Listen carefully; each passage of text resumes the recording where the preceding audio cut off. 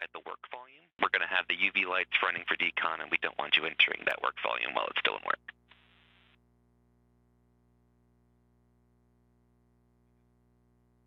Absolutely. I will not do anything inside the work volume. There you go. Thanks for the heads up. Excellent config. You're very welcome. And just to kind of smooth things over, when we do come back KU, you'll be on space to ground 3 for your ops today with Shankini.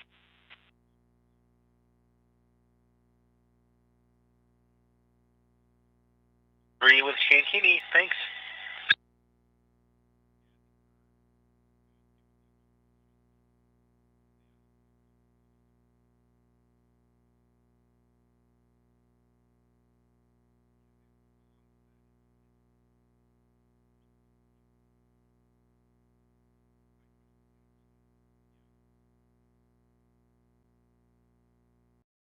Hey folks, welcome back to the channel.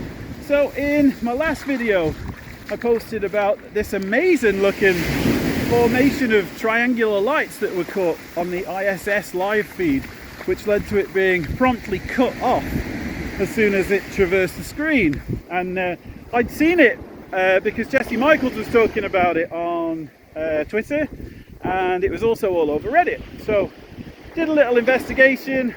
End conclusion was that I had no idea what it was, but it was very interesting, and the video certainly showed some interesting parts about it disappearing and stuff. And as you can imagine, when I then posted that on the internet, the feedback was really, really positive.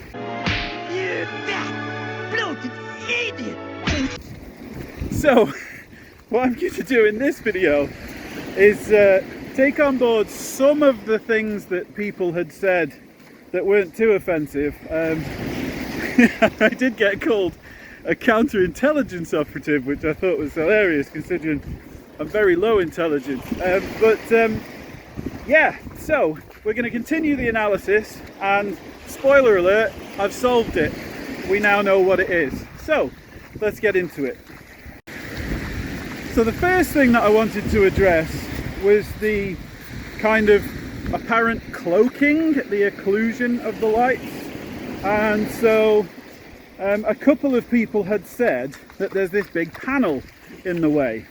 So let's have a look at that first. Basically what I did is I looked at the same feed from much earlier in the daytime, and in fact there's a thing called flap 2, which is this big panel which is partly across the center of the screen, but when you're past the terminator line and into darkness, you can't see it. So let me show you that.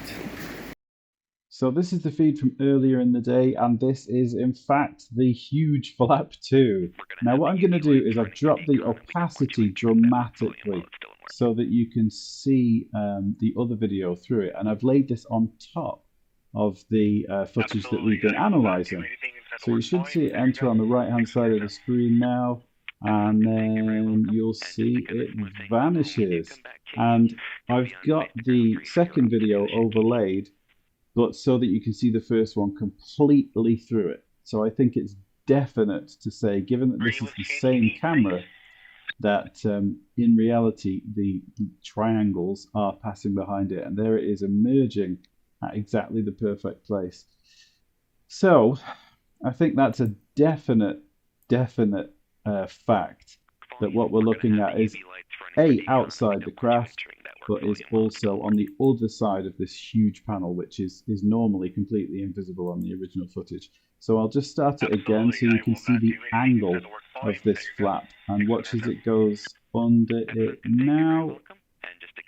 You see it disappears at exactly the right time.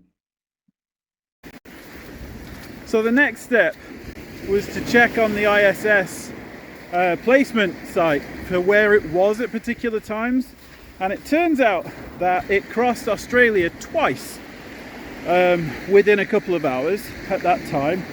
And yeah, at the time of the feed, it was traveling diagonally across Australia from a sort of northwest to southeasterly direction.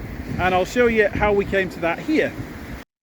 Okay, so this is the first pass that it made over Australia, and this is the second one, and you can see the direction of travel.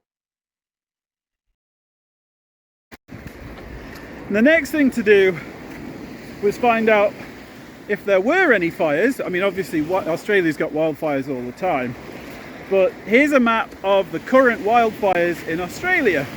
So it's all pretty compelling stuff. Now in the last part of it, what I did was plot the course of the ISS against the stronger wildfires to see if that would explain it. Because obviously the ISS is doing 17,500 miles an hour. So if it were to be crossing something that would leave the impression of a triangle that big, it would have to be a huge area of fires. And I thought it was a little weird that there's no city lights or anything like that, but then I guess Australia is a pretty damn big place. So let me show you what I found out there. So this shows the density of the main wildfires in Australia and also plots against it the flight path of the ISS, and we have a match. So the last thing really to check, given that we knew it was going to be over Australia and that there were wildfires, was if we could have a look and somewhat explain the shape of it. And there was a big flat front on our relative right hand side. So I thought I'd better check the weather, because there seemed to be one or two little tendrils of it moving over to the right. And so, yeah, on the Australian weather, there was a westerly wind. So altogether, we've got that the ISS at that exact time was over Eastern Australia. The occlusion is explained by a giant piece of metal which was in the dark, and there was wildfires, and I think it's pretty much put to bed. But I just wanted to see it for myself. You know, we can't take anything for granted just because it aligns or doesn't with our belief systems. So that's the process, and I just wanted to highlight a little bit of diligence. So I hope you enjoyed this. If you feel like this was worth a coffee to support the channel, that would be awesome, and there's a link below, and I'll see you on the next one for something really cool.